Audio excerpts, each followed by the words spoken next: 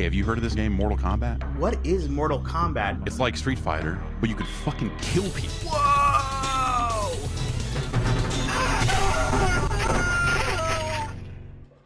The first game truly was like an expression of who we were at the time, the stuff that we consumed growing up as kids, and we just threw it all into the game. You know, there was no template to how to make the games. There was no instructions, just winging it. And I'd never done this before. I didn't know how to do it. We were just kind of making it up as we went along. We were just a bunch of knuckleheads doing whatever we wanted, and we were happy. Mortal Kombat. Mortal Kombat. Mortal Kombat! Mortal Kombat. Mortal Kombat! It is simultaneously exactly like and nothing like Street Fighter. Kano. Liu Kang. Raiden. Johnny Cage. Scorpion. Sub-Zero. Sonya. Round one. Fight! You had to guess like the moves and how to figure out the codes. Remember having a cheat sheet. Hit block and mash the buttons, I don't know. Block, block, block, block, block, block, block, high kick. Fatality. Kano ripped out a heart, held it up, blood dripping from it. It's the first time I've seen blood in a video game. Blood flying out of these people's heads. My parents were very worried about the violence. I don't want you guys playing this. It sounds bad. Finish him! The game narrator instructs the player to finish his opponent. Oh my God, I didn't know that you could do that. It was a mega hit. Game after game after game. It's amazing. I could have never imagined how big it has all become. It was, is, and always will be a fighting game for everyone. It's funny to think that it all started from like 4 guys in Chicago that just wanted to make a cool martial arts game. And those people.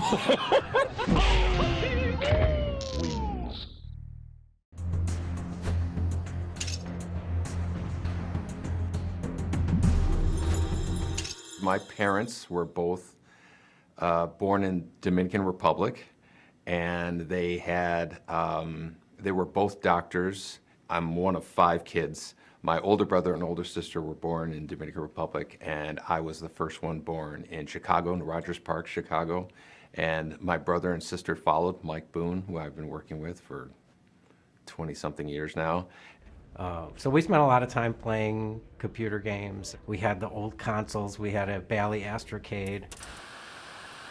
The Bally Astrocade was a video game system that had a cartridge that was basic programming.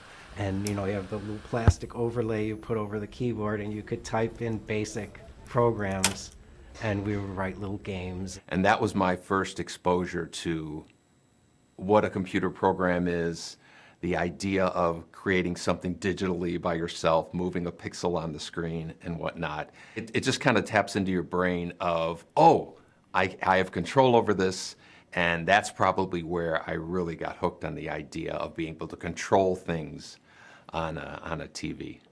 All of my friends already had jobs waiting for them getting out of school, and I didn't. I made one resume my entire life. I had one resume, and at the very bottom I had a little asterisk that said, strong interest in video games. I got a call from a headhunter saying, are you interested in working at Williams Electronics? And at the time I knew exactly what Williams Electronics was. They were Defender, Stargate, Robotron, Joust, Sinistar, Moon Patrol. You know, there was 100 games that I was aware of that they worked on. I knew the people. Those were exciting days of meeting your idols. Oh, there's Eugene Jarvis, there's Sal DeVita, Mark Trammell, Warren Davis. You're working alongside people that created the games that you grew up with. I went there thinking that I was interviewing for a programmer's job, a video game programmer's job.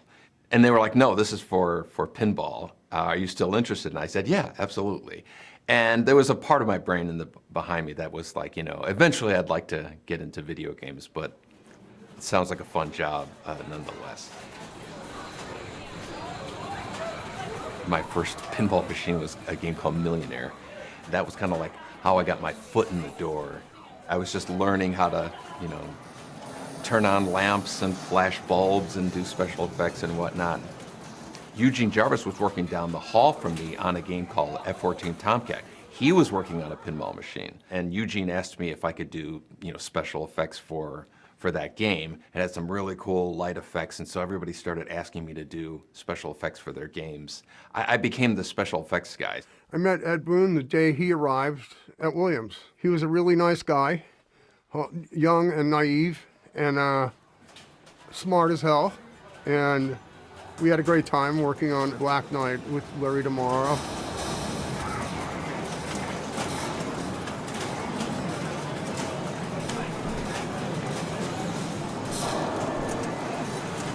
Eugene had gone full-time into working on NARC. And again, this wasn't just a video game. This was a whole operating system and hardware. He eventually gave me a hardware system in my office while I was programming pinballs, and then on the side I would just be like making packets of dollar signs exploding that they were using in NARC when you would drop money and whatnot. And so I was just messing around with that and was really getting excited about the notion of working on video games. And at some point there was an understanding that when I was done with Black Knight, I would join the video game department to work on high-impact football with Eugene in about 1990, I would guess.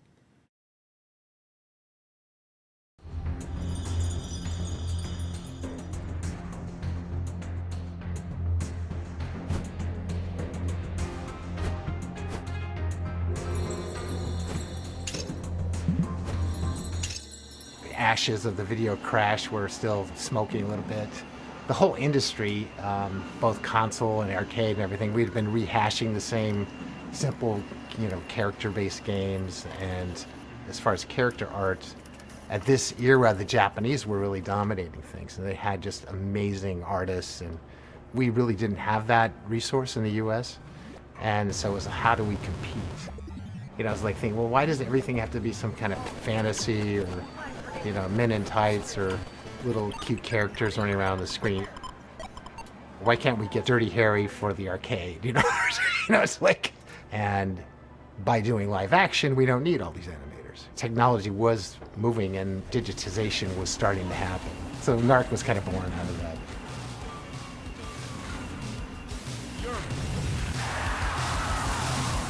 We were envisioning what is the next step. The idea of doing digitized imagery. Well, one thing is it would require more than 16 colors.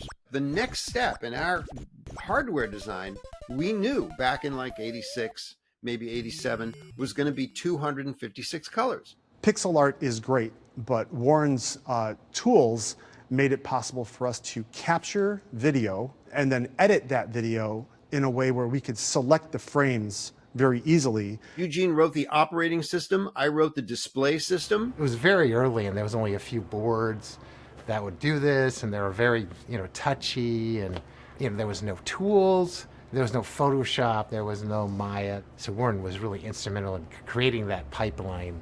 We couldn't grab real time off of a videotape, but we could videotape whatever we wanted and then still frame and grab individual frames. We've got the actual image, which is thousands of colors that an Amiga can generate. But then how do we turn that into 256? So I started exploring these algorithms to quantize or reduce colors from thousands to the best palette of 256 colors. And there was always big problems with noise and getting washed out images, and the color was crappy, and there's all sorts of tear and jitter and blur because VHS is terrible quality. But that's what we had at the start. The development of the studio and the techniques that we utilized came from those guys. Folks like Warren Davis or Mark Lafredo. These are the guys working on the hardware and the software that we worked on. It's like, if you think about me at the time, I was like, 20, 21 years old. And so I was literally just inheriting all this work that had been done before me. And I mean, I think we all like to talk and fantasize about this garage development mentality and stuff, but really there was, there were tools. There were tools and things that were happening behind the scenes that we benefited from. Again, Eugene Jarvis with like his just kind of overall direction and focus. A guy named Todd Allen who literally wrote a debugger.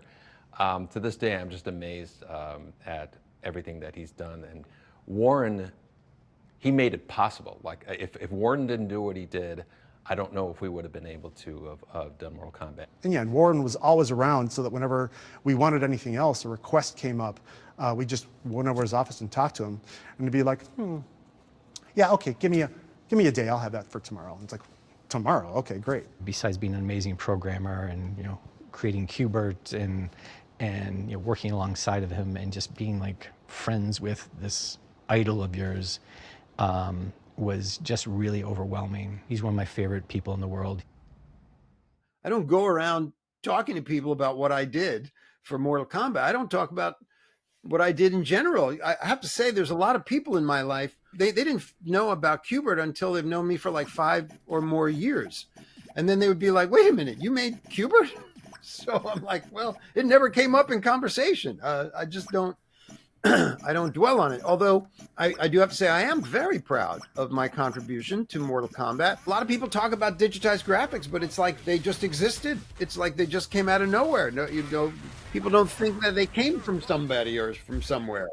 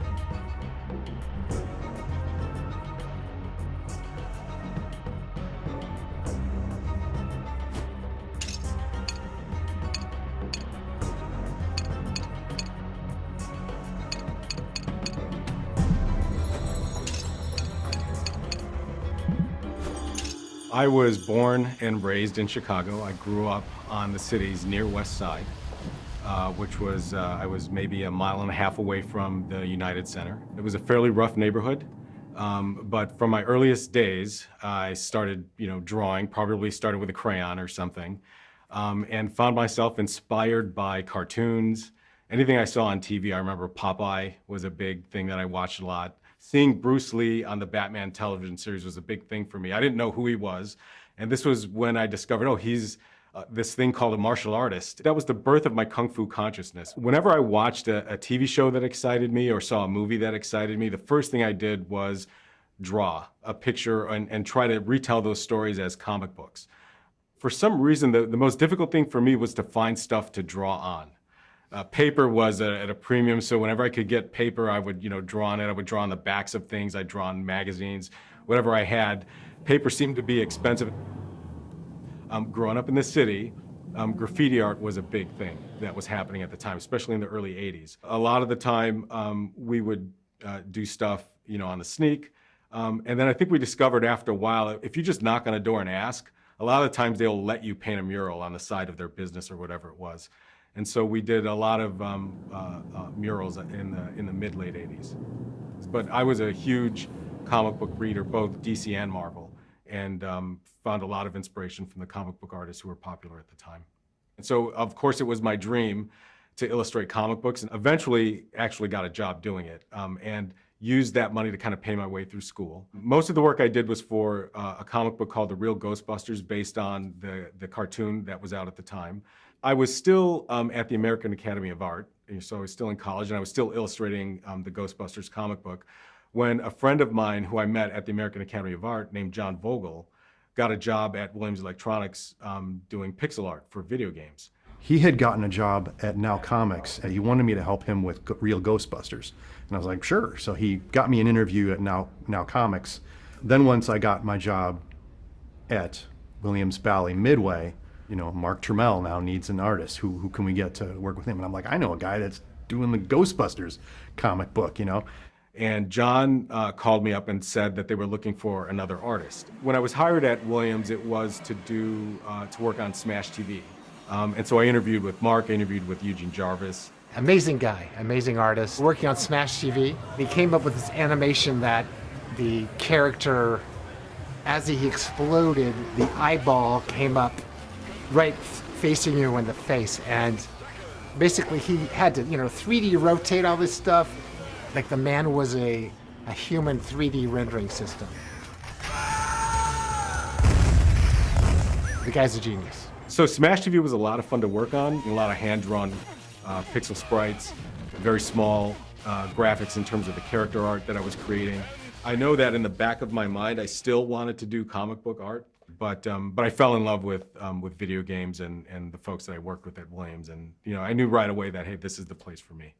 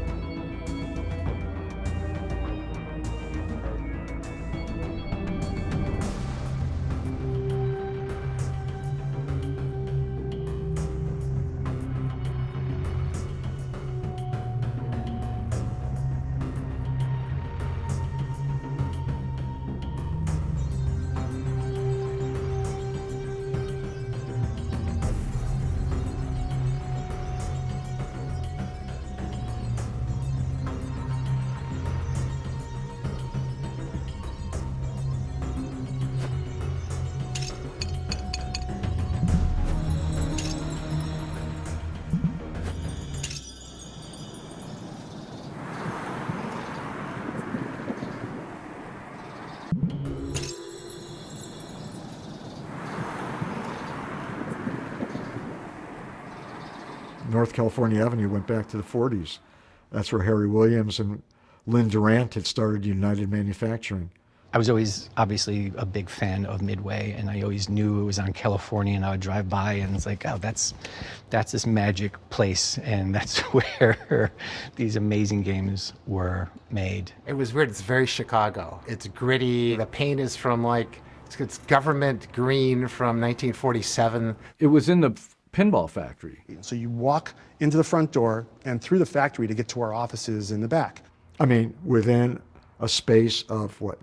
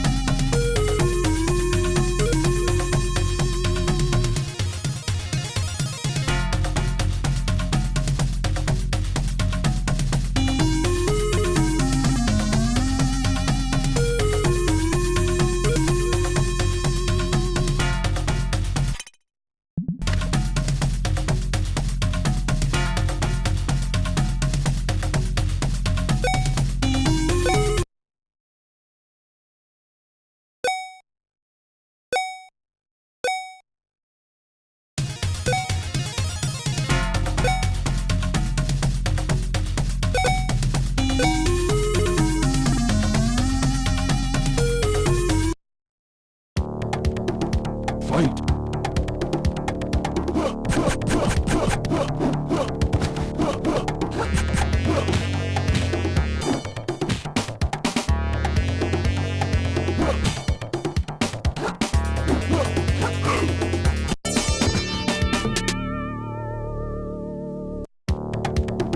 Fight!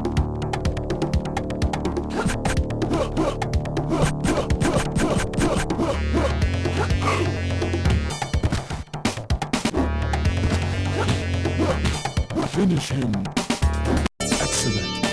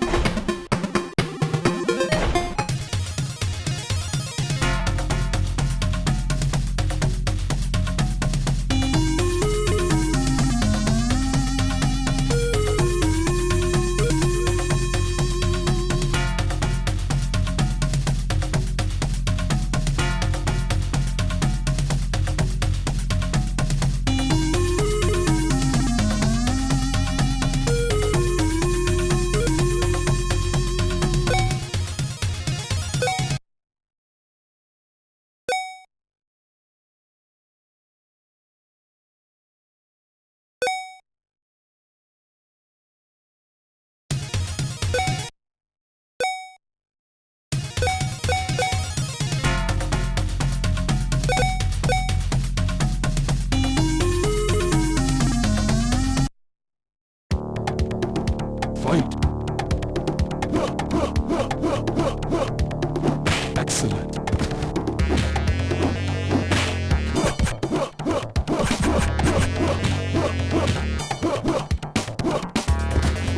Excellent.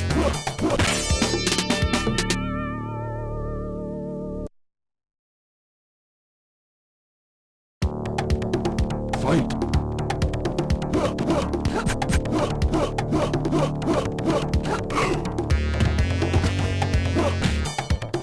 Excellent.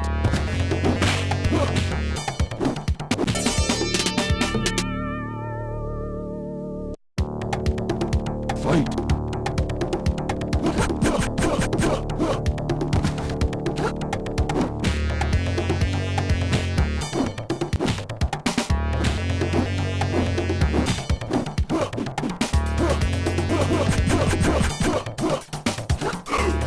Finish him.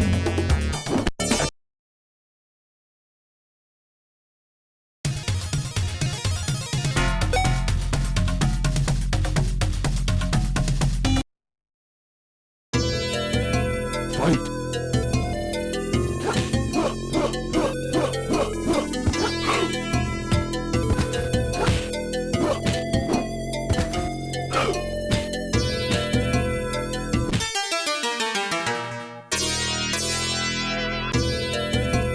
Fight!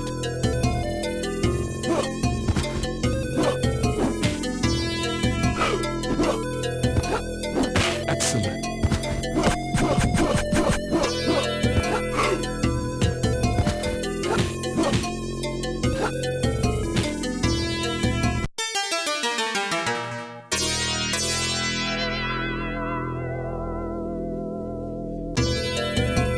Fight!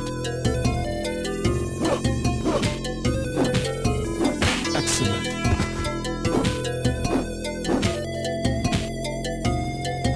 Excellent.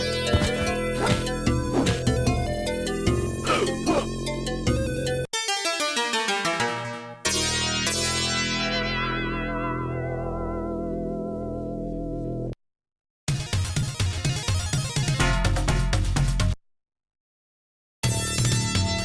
Excellent.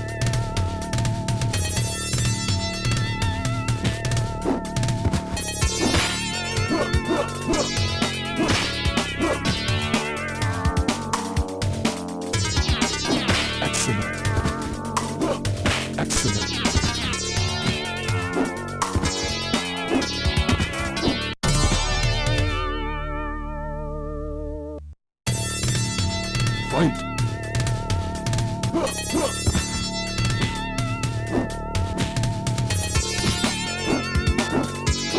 Excellent. Excellent.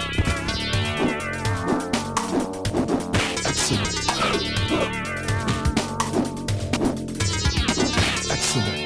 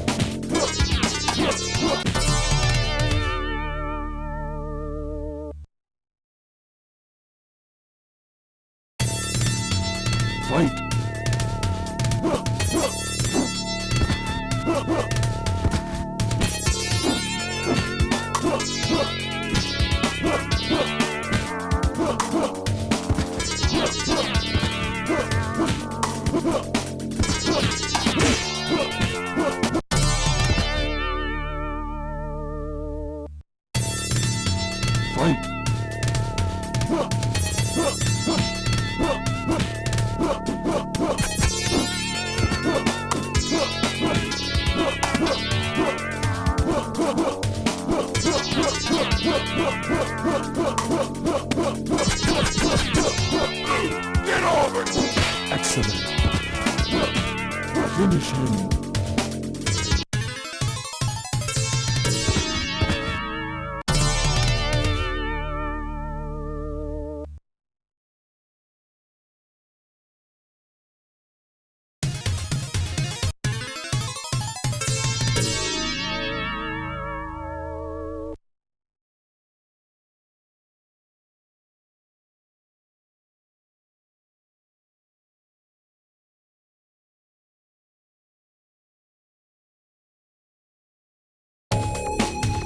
Fight!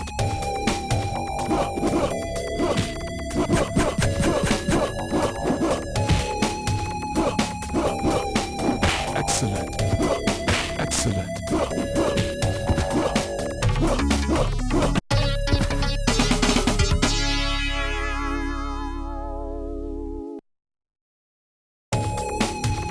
Fight!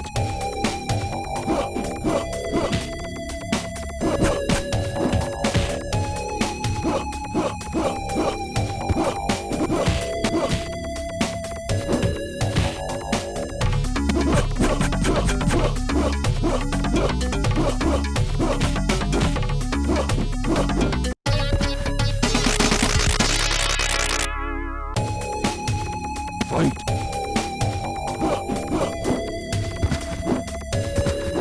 Excellent.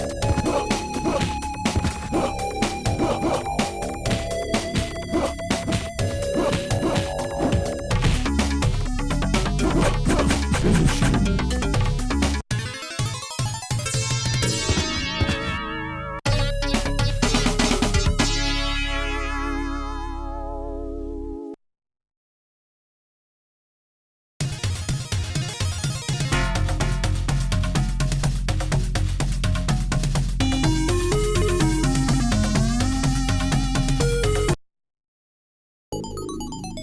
Fight!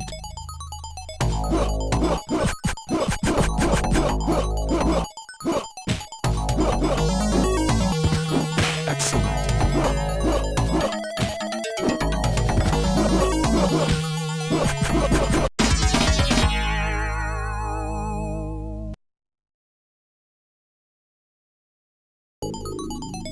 Fight!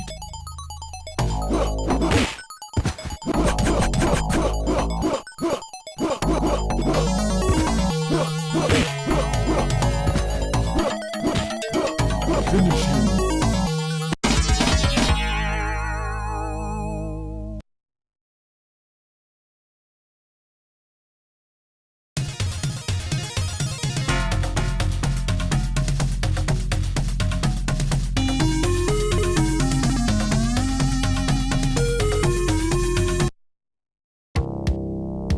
Fight!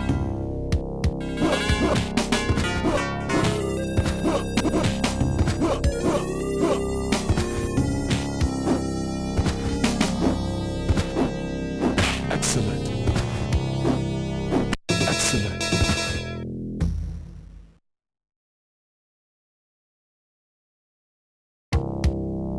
Fight!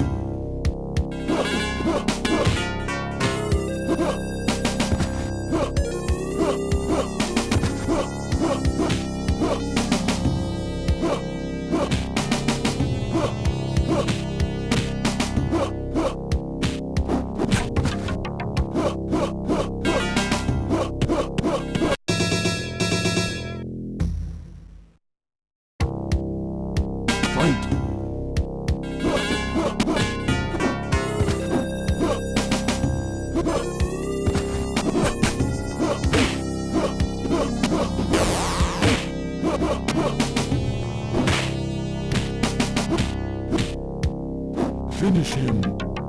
Excellent.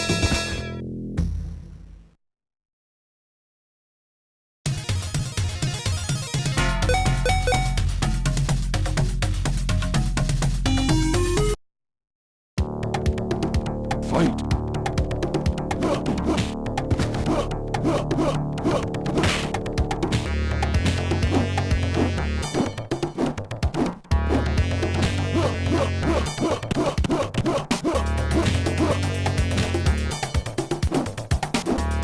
Excellent.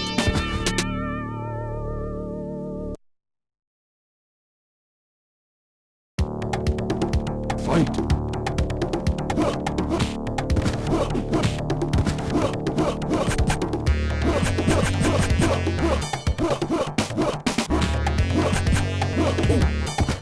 Finish him.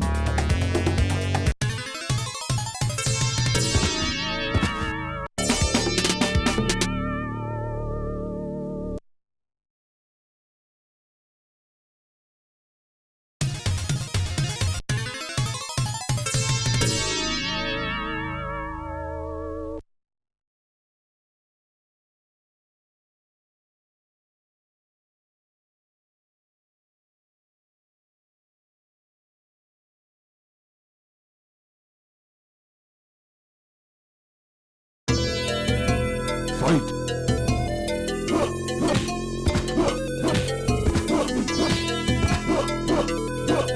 Excellent.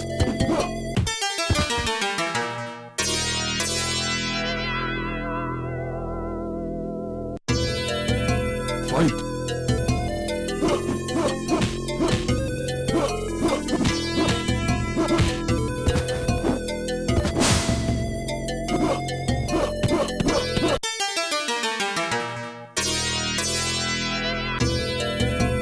Fight.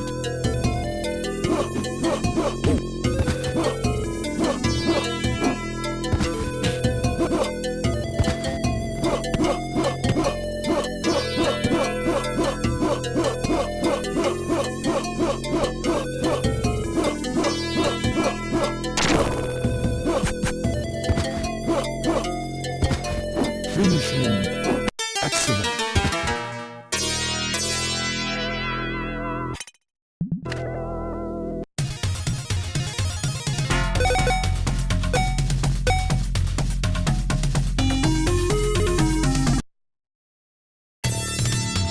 Fight.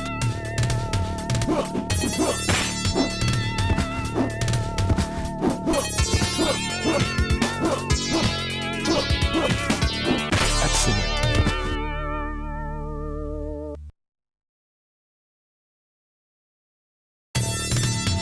Fight.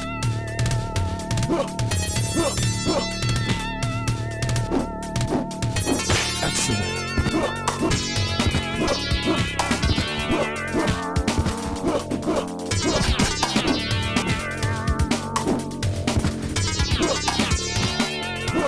Finish him.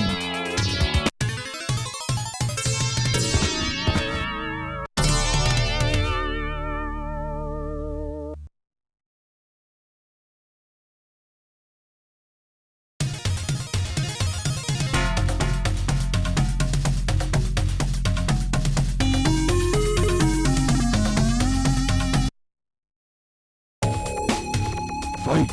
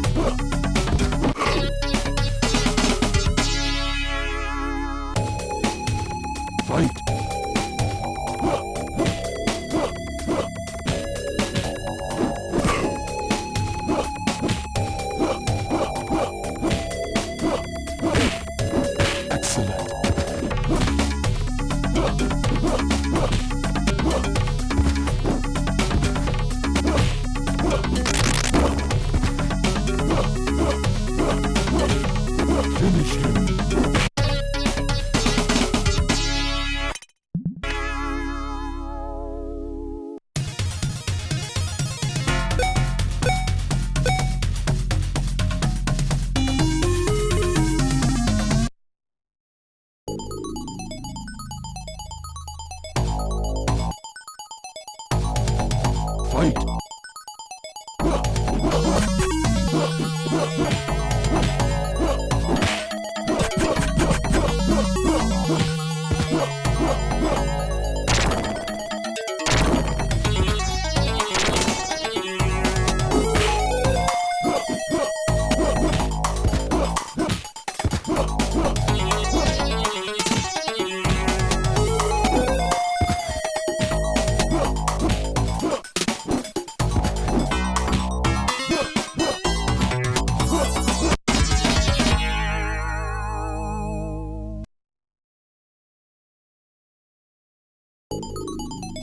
Fight! Excellent!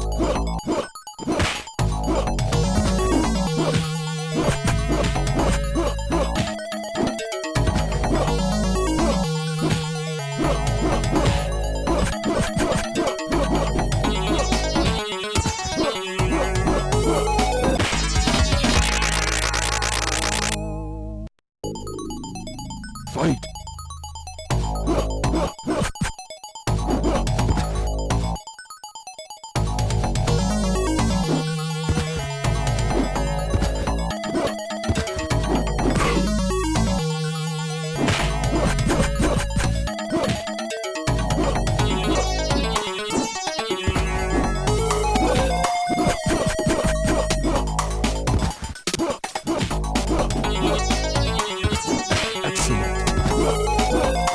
Finish him!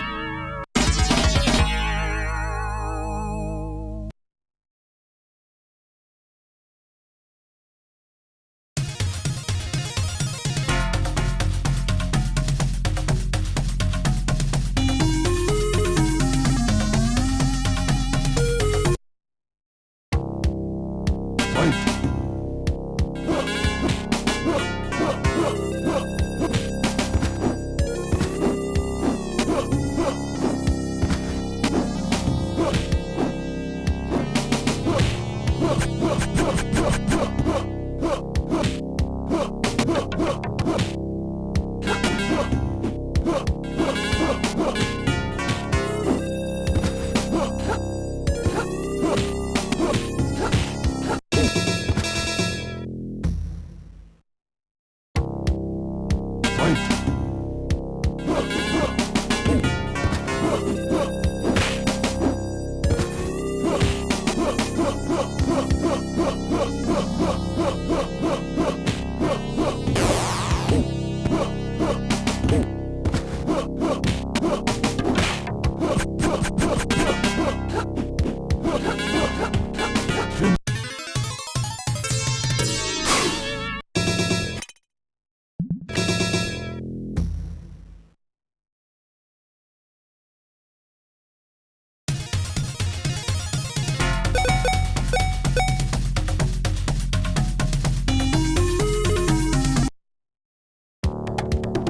Fight!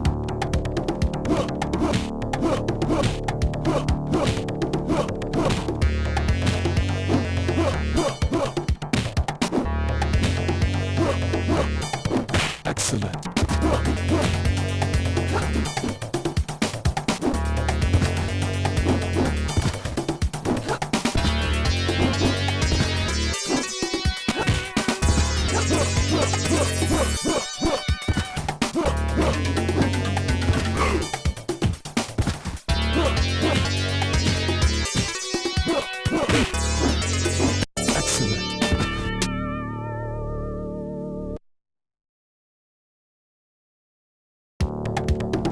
Fight!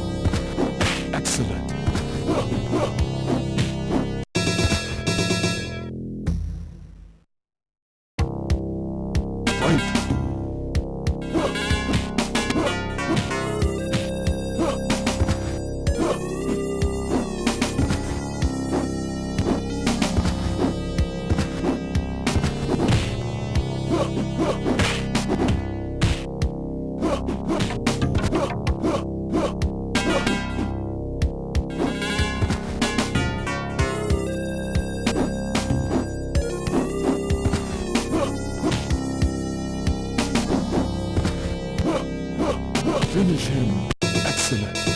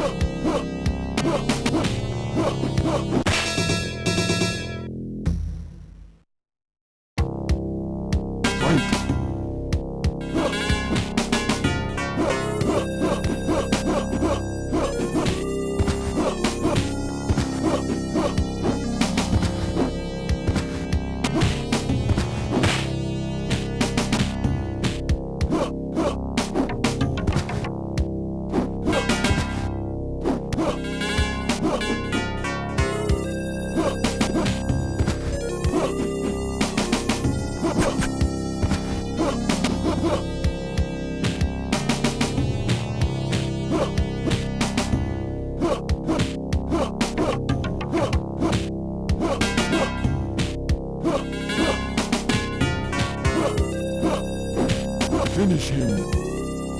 Excellent.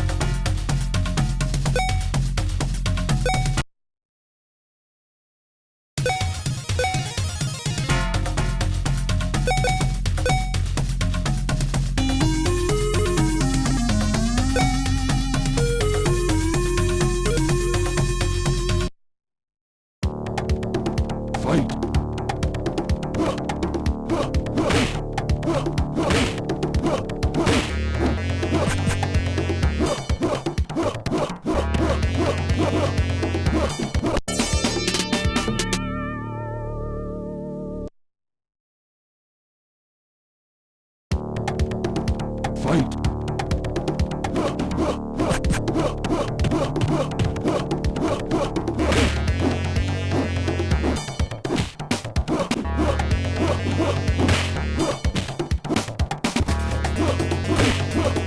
Finish him.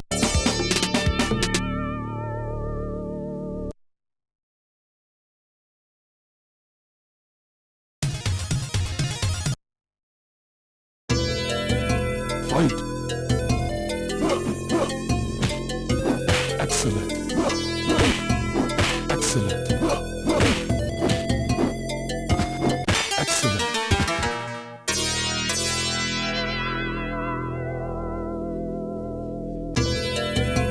Fight! Excellent.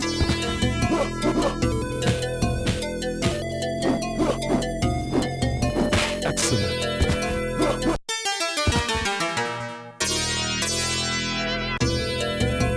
Fight!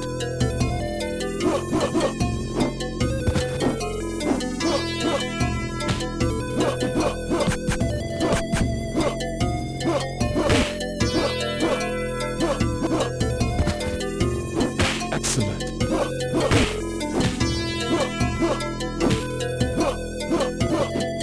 Finish him. Excellent.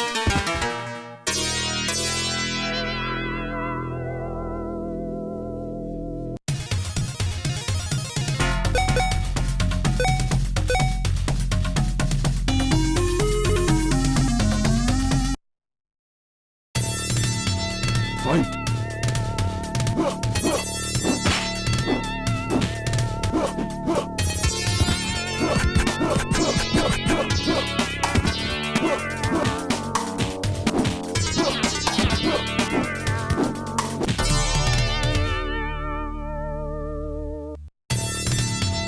Fight!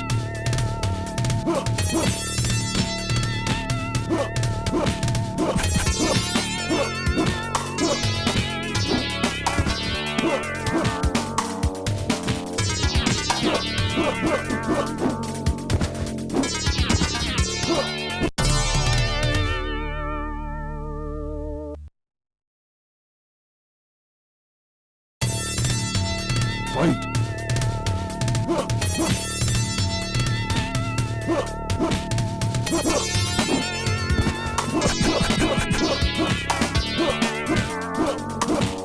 Finish him.